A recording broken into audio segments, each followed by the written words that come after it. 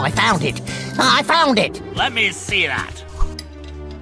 At last, a mystic talisman. It's time to move out. We got 4 more talismans to find.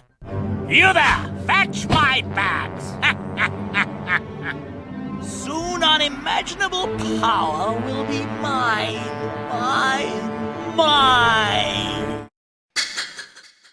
Ty the Tasmanian Tiger is a 3D platformer and feral kid from Mad Max 2 Simulator.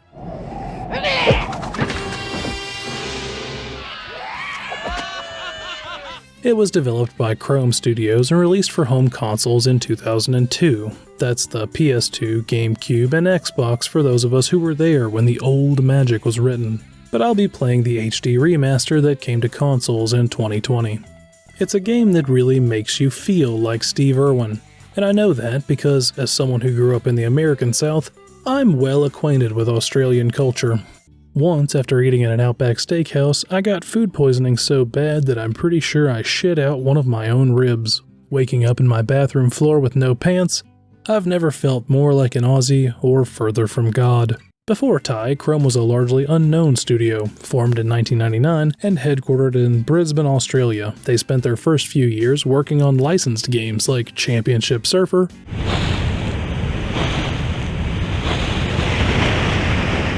Barbie's Beach Vacation, Perfect! Now we're ready to water ski. and Disney's extremely goofy skateboarding. Apparently, you could get the last one for free with the purchase of a package of Purdue brand dinosaur-shaped chicken nuggets. And I'm not judging. I'm glad someone in video game marketing is paying attention. Now, I hope this doesn't come across as mean-spirited, but looking at the reviews from the time and in the years that followed, none of these games, or most of Chrome's games since, were very well received. I believe there are good reasons for the quality of the company's output. Some might point to poor management or a lack of budget, but I believe that whether you're making a game or sticking a gun up your ass, the problem is usually the scope, and we'll come back to that later. The important thing was that profits for these games gave Chrome the chance to make something original, and given that freedom, the team decided to build the most Australian game of all time. Not that there's a ton of competition for that award outside of Mad Max and the Borderlands pre-sequel, but like I always say, a win by default is still a win. Down Under is a nice change of pace from the industry standards of European fantasy, American city, and feudal Japan. It gives Ty a thematic flavor all its own, and it helps a lot that the people making it were from Australia. Native wildlife, flora, mythology, and slang fill Ty's every orifice. Fill every nook and cranny of Ty the Tasmanian Tiger. No, I'm not actually sure that's better. The game opens with Tyrone running through a forest, and that's not a joke, that is apparently his real name. It looks dramatic, but he's actually playing tag with a monstrous little rodent called a bilby. It's not well explained, but at this point in the story, Ty apparently thinks he's the last Tasmanian tiger. He was adopted and raised by bilbies after his family went missing. I'm not sure what he thinks happened to the rest of his species, but he falls down a hole and meets a ghostly apparition known as the Bunyip Elder. Bunyips are apparently part of Aboriginal folklore, but in the Thai universe they're a race of creatures that live in another dimension called the Dreaming. This one's here to lore dump, so instead of just summarizing a fan wiki at you, I'll let him do it. Years ago, a great battle was fought over the fate of 5 mystic talismans.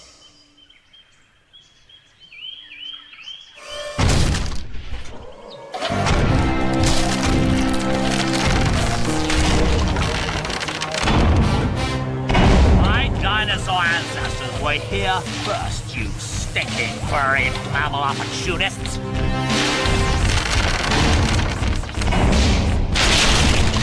Remember the comet! No! You mammals don't deserve to be at the top of the food chain! No!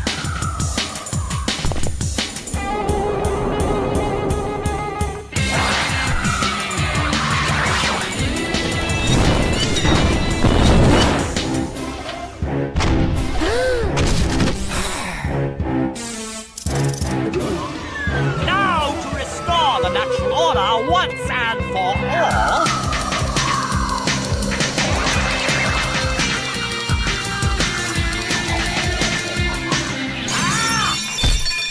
Oh, my head! Never, never, never!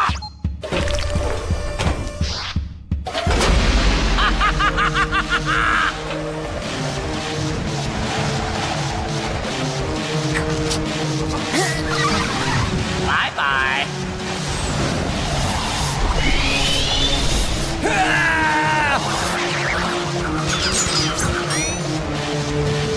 No!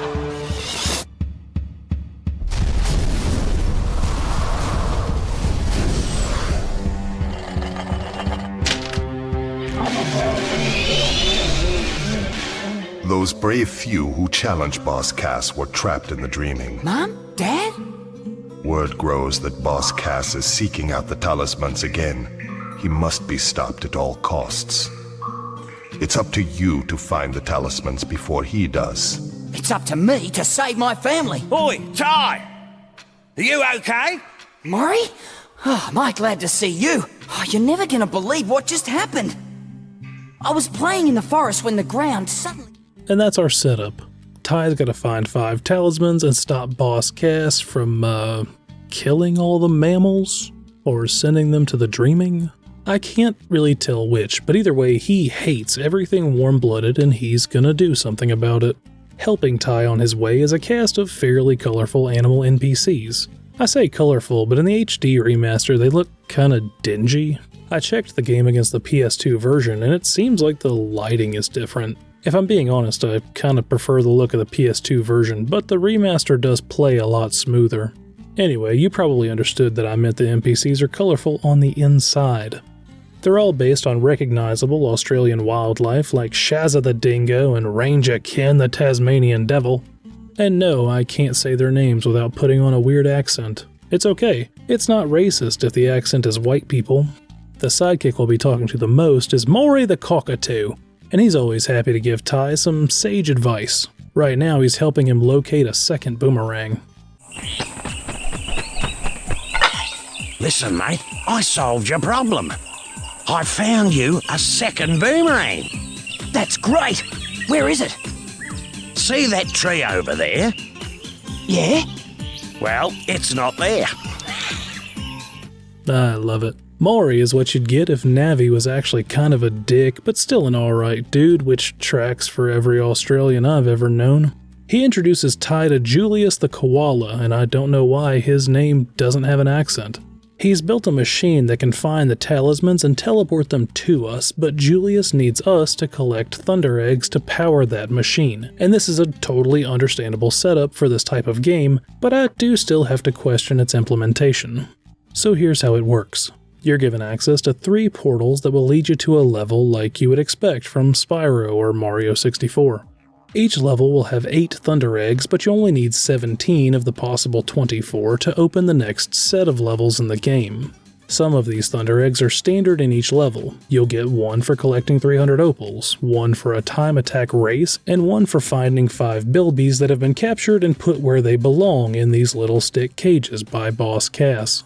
Aside from those 3, the other 5 Thunder Eggs will be specific to the level. Some of them will just be lying around, but you'll find most of them by helping NPCs.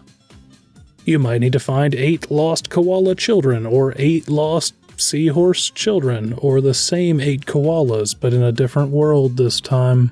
You know, maybe there is some overlap. Still, they're decent little quests, but basically all of the NPCs have some version of, you scratch my back and I'll give you this shiny rock I found laying on the ground, even though I know you're collecting the shiny rocks so that an evil bird won't exterminate literally every warm-blooded creature on the planet, including myself. Ah, home sweet home. I made it thanks to you. I'm not sure if you know this, but I have a magnificent collection of Thunder Eggs. I insist that you have one. Oh dear, this isn't good. My hot water system has given up the ghost. The pilot flames must have gone out. Could you find a way to fire up the gas again? I'm allergic to gas. Otherwise, I'd do it, you know. Yeah, okay, no worries. It is really nice that they're not all mandatory, but I'm a bit of a completionist in these kind of games, and it does affect the pacing. Especially for the Thunder Eggs that come from collecting the opals, because a lot of them will just be scattered individually around the map, and when you get to those last few opals, it can become really tedious. The maps can be very large, several times larger than you might expect in comparison to some other platformers at the time. And I'll come back to that idea, but despite what I've been told by other men, bigger isn't always better. That's a knife. For any future game developers, if you're making a game that's based around collecting shit across a big open world, even if it's optional, I'd really appreciate some assistance locating them when there's only a few left. It doesn't have to be a map, in fact, I would rather it not be, but a general idea of where to look would be nice. I remember in one of the Spyro games that sparks would point towards the nearest gem if you clicked the thumbstick, I think, and it made finding those last few gems so much more enjoyable. I don't expect something like that to be available immediately, but at the very least, if I get to the final boss or I'm playing around in the worlds after beating them, please, for the love of God, just let me be done. This is not a challenge, this is paperwork. What I don't want is to spend several hours swimming in circles around this fucking water level looking for the 2 green opals that I missed.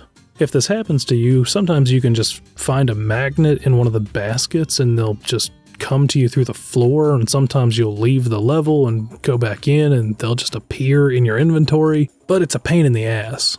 Anyway, as you're exploring, you'll also want to keep an eye out for golden cogs. 10 of these are scattered around each level, and Julius will use them to unlock new boomerangs.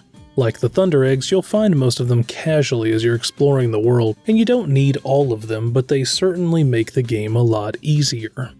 The best rangs are hidden behind these optional upgrades, and some of them are really cool and useful, but the system itself is kind of lacking. I think the problem is you've got 2 competing reward structures going for the same system of exploration. On the one hand, you might complete a side quest and get a Thunder Egg, but if you've already got 17, then that's totally worthless. And on the other hand, you might find a cog just laying on the ground and unlock a really cool weapon for doing something that took basically no effort. It feels like the Thunder Eggs should be the ones laying around, and the NPCs should be giving out boomerang upgrade materials. I think that would make more sense, and it would be a more rewarding experience than rescuing 8 children from a bushfire and then being given a shiny rock as a reward. Little Kiki found this in a log. I know you collect them, so it's all yours. Wicked! Admittedly, I thought the boomerang would be kind of lame as a weapon, but I actually really like the way they're used. There's a good variety in their effects, and once you get a second one, you can hold the jump button in the air to give Ty a little glide, but he can't do that if both rangs aren't in his hands because it's flying back to you because you threw it, obviously. Little interactions like that are really cool to me, and I want to give Chrome credit for stuff like that because it shows that they really were putting in attention to the detail. Ty can also bite enemies, and I wouldn't mention it except for the fact that he has this horrifying whole mouth on either side of his head when he's talking, and I can't get past it. I think it's supposed to be like he has a really big nose and his lower jaw is just going up too far, but that's a closed circle. It's like those hyper-realistic drawings of an anime girl's head if it was in 3D, but here's the kicker. Whenever you use the bite attack, he opens his mouth. So why does he talk like this if he can open his mouth? I don't like it, I don't accept this, and I hope the rest of this series does not harbor such abominations. After you collect enough Thunder Eggs, Julius can use the machine to pull a talisman through a portal to Ty's location, but then for some reason it will fall directly into another portal that opens at the same time. That second portal drops the talisman directly into the clutches of one of Boss Cass's boss henchmen. These are the landmark enemies that need to be defeated so that you can unlock the next set of available worlds. And if that seems like a really strange way to set that fight up, then I agree. They could have just written it so that the boss already had the talisman and the machine just opens a portal to the boss, but whatever. Bosses follow the standard, invulnerable to all but one kind of damage formula. hit them in a specific way a few times, and then maybe they move on to a second phase where you hit them a few more times and you win. It's not a bad formula, especially for a kid's game, though some of them aren't very clear in communicating what they want from you. It's still not difficult, but there are often mechanics in these fights that don't come up anywhere else in the game, and so it makes things kind of annoying while you're figuring out what they want. Speaking of annoying, the third boss is Fluffy. You might think that's the name of the giant, furry, yeti robot. I know I did. But no, you stupid idiot. Fluffy is the name of this oddly saucy lizard woman with tires bolted directly into her shoulders. According to the art of Ty the Tasmanian Tiger, the robot is actually the one from the opening cutscene and is also named Fluffy. They did it on purpose, to mess with people. You got me, Steve Stamatiadis. To celebrate your victory, I looked up some traditional Australian compliments. You know what I like about you? Fucking nothing. You're a bloody legend, mate. A real sick That's the basic outline of the game, but I guess I should put a spoiler warning here in case you haven't played the game and you want to find out what happens for yourself. There's a timestamp in the description or on the video timeline if you want to skip ahead so you don't find out what happens in this game from 2002. Everybody still here? I've seen the video metrics. Nobody leaves for the spoilers. So you do this loop of exploring 3 worlds and fighting a boss 3 times. And now I can talk about how bigger isn't always better, because the levels have been massive, and I do think they're decently designed and interesting. But we've very clearly been setting up for a 5-act structure here, right? We need 5 talismans, we do the loop, we get 1 talisman. There's going to be 15 worlds and 5 bosses, and Boss Cass will either be the 5th boss or a 6th ultimate boss at the end of the game. That just seems likely. But it appears that Chrome started to run up against a deadline. Once you finish the 3rd boss, you're probably expecting to get the next set of worlds, but instead you'll unlock the electric boomerang. Use it to activate a generator, and that will open a door to a single portal that takes you to what is essentially the last level, though it is broken into 2 parts. It's basically a hallway, which is disappointing after so many large open areas. There are no collectibles and no NPCs here. You just fight your way through some henchmen, or ignore them and run past them because they are completely unable to stop you. You're too fast. You're fast as fuck. You're like Sonic the Hedgehog. The people at Chrome apparently really like Sonic the Hedgehog. That might seem out of left field because I skipped over the part after the first boss where the game starts showing you another Tasmanian tiger. That is very obviously Shadow the Hedgehog, if Shadow the Hedgehog was a total doofus instead of a 10-year-old's idea of what is cool. There was a mini-boss fight against him, but it didn't really matter.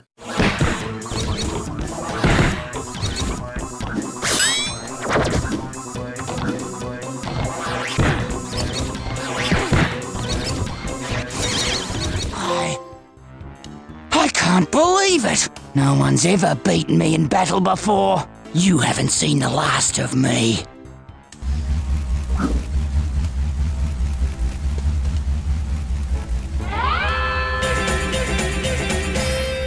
This is Sly, Ty's older twin brother.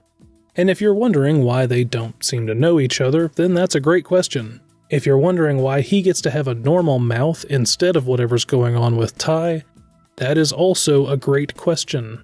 I wish I had answers for either of them, but if I could only pick one, it would be the mouth thing. As you're meandering through Boss Cass's dank cave, Saza shows up with one of the mystical talismans that everyone's been looking for. She says that one of the guards we beat up dropped it, and before we even have a chance to question this obvious lie, we're introduced to this terrifyingly proportioned Rouge the Bat. She's just standing behind a door and says, "Who dares disturb my slumber?" Like she sleeps standing up in the middle of this hallway. She grabs Saza for a 4th boss fight that feels like it's just happening on the side of the road on the way to where you were going.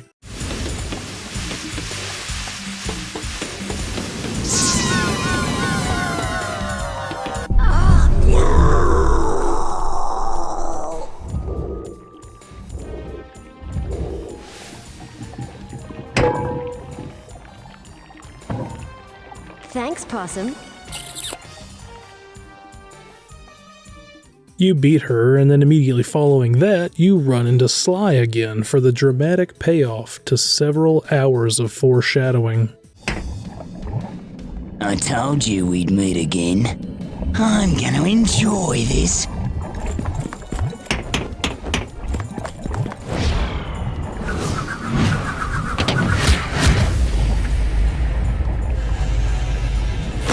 What?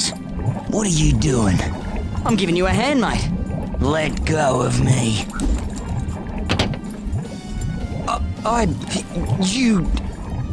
You're gonna regret this. Beautiful. I love that they really just let Ty bust 2 shots into his brother's mouth and then it's over. Wait, you might be catching the vibe that this game is sprinting to the conclusion.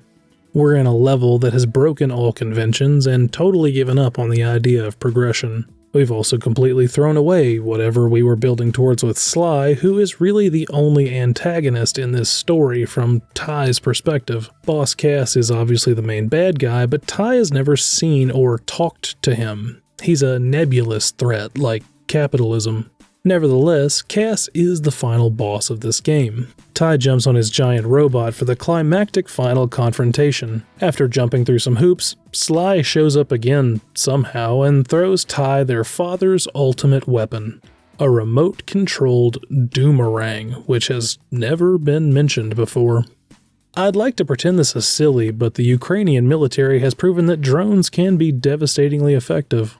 After guiding the doomerang through a very long pipe, Boss Cass is defeated in a cutscene. Now that he's gathered all 5 talismans, Ty can open the portal to the Dreaming and save his family. He gives them a little hug and does this really awkward freeze-frame jump before the credits roll.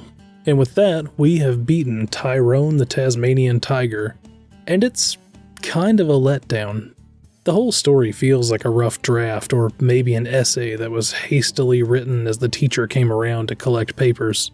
If you've been going out of your way to collect every cog and gotten every Thunder Egg, you'll get a small post-credits cutscene that acts as a little extra teaser. You did it. You crazy son of a bitch, you did. Alright, I think that's all the spoilers. It is not a satisfying end to the story for the game, but I still don't think it's a bad game. It does, however, absolutely feel like an unfinished game, but I can afford to be a little more forgiving of that than I might be if I was playing this in 2002 because I didn't pay $60 for it. The biggest strength the game has is its likable cast of characters. Ty doesn't get a ton of personality, but what is there shines through in the occasional dialogue, like when he mentions not liking spiders or when he finds out that Cass has been locking up his Bilby friends. Struth! What happened here?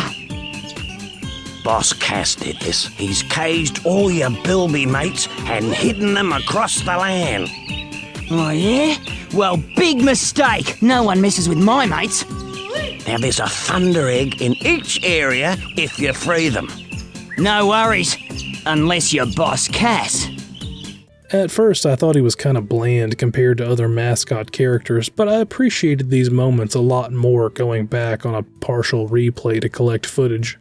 I think they tend to get lost in the tedium of searching for collectibles. Another point in the game's favor is how grounded it is in that Australian identity. The slang and the fauna and the environments feel wonderfully different from what I'm used to. There's a decent amount of variety in the level designs, and despite the burden it puts on collecting stuff, they are fun to explore. You've got beaches, rainforests, swamps, snowy mountains, and the outback, which is kind of a desert zone. There's some overlap, but they're kind of shotgunned at you randomly, so in the first set you'll learn to swim out in the Great Barrier Reef, but then the other 2 worlds are forest and mountain themed, but you'll be back at the beach in later levels. On the other hand, the game's biggest weakness is probably its combat, and that does feel kinda strange to say after all of the praise I've given to the boomerangs themselves, but the actual fighting of enemies is really mindless. The limitation of needing to wait for your rangs to come back to you in combat opens the door for some really interesting tactical challenges, Like, it would be cool if some enemies could catch your weapon or make it drop and you'd have to run over and pick it up, but unfortunately the game never takes that step. Like any boomerang thrown by me, this game was very obviously targeted at children, and as an adult there is nothing difficult about its combat at all. Enemies only take one hit depending on which type of boomerang you're using and if they have a shield. They are slow, and most don't have any ranged abilities at all. Sometimes they'll just stand around and look at you, waiting for you to kill them. Combine that with the fact that hitting them in any way stun locks them, and you've got a recipe for boredom. Contrast that with Sly Cooper. Man, I love Sly Cooper. But I do not love Sly Cooper for its combat. I love Sly Cooper for its characters and the fact that it's the only game that has ever made stealth fun. They did that, in part, by making combat suck. Just about everything in Sly was stronger than you, and getting into a fight caused a domino effect of multiple stronger enemies quickly beating you to death. This forced you to be stealthy and stay engaged as you navigated the world. Of course, it helped that those levels were much smaller than Ty's and designed to facilitate stealth. Ty is by far the strongest creature in almost every area of the game. He's basically unkillable, and he's armed with unlimited throwing nukes. The end result of that is that you're not mentally engaging with these beautiful and interesting worlds in any meaningful way. Instead, your eyes are wandering the distance looking for opals and golden cogs. That lack of challenge makes the game much more approachable for young players, but a lot less interesting for adults, and I think it's important to offer something satisfying for both audiences. Doubly so when you're in competition for the holiday season. Do you know what else you could have been buying in 2002? It was kind of a dry year. It was just stuff like GTA Vice City, Kingdom Hearts, Super Mario Sunshine, Tony Hawk 4, Morrowind, Wind Waker, Metroid Prime, Mafia 1, Jet Set Radio Future, Splinter Cell, Ratchet and Clank. You get the idea. Between the rushed story and the lack of 2/5 of the levels, it feels like the team at Chrome tried to take too big of a bite with this game. Still, I believe they did the best they could with the time and the budget that they had, and I think that might be the entire legacy of Chrome Studios. Despite the company still existing and apparently working on games in 2025, Chrome basically shut down in 2010 after the financial collapse of 2008. They went from several hundred employees to what appears to be less than 20. I should say, nobody really seems to know what happened to Chrome, or at least no one is willing to talk about it. Despite over 50 credited releases, for over 10 years they never really had a success outside of the Ty series. I do hope that it's coming through though, that I want to say that with empathy, because I don't want to dunk on Chrome. There's a gross surplus of people who've never made anything, who love to point and laugh at the failures of people who do try. And I don't want to be one of them, even though I was fairly negative on the first Legend of Spyro game when I reviewed it nearly a year ago. I guess I'm telling you all this because I want to try and be a little more understanding of what Ty the Tasmanian Tiger is to its creators, and mindful of the context of its creation. A small, inexperienced studio took a big swing amidst fierce competition. They put a ton of heart into what they made and tried to share something of their culture with the world, and I've got a ton of respect for that. It's true that it's not as good of a game as a lot of its contemporaries, but it's an okay game that was fighting an uphill battle. If you could only play one 3D platformer, I can't imagine anyone would say that this is the one you should play. But if, like me, you're a big fan of Spyro, Ratchet, and Jak, Ty the Tasmanian Tiger could be an enjoyable way to burn a weekend of casual gaming. Full price, the remaster goes for like $30, but you can regularly get it on sale for $10, and I do think that's a fair price. If you like 3D platformers, maybe check it out. As always, thanks for watching. Later. Struth, what happened here? Well, a mate of mine who knows a mate who knows a mate who knows another mate says, "G'day, mate. Let's put another shrimp on the barbie." But if you ask me, A bloke down at the local watering hole will sit on your gunny-looking mushrooms faster than a long-legged emu. Something weird will happen. You're gonna feel all pleased with yourself. That's great. Where is it? Back on the dunny, which was the best place to be given the surprise I got.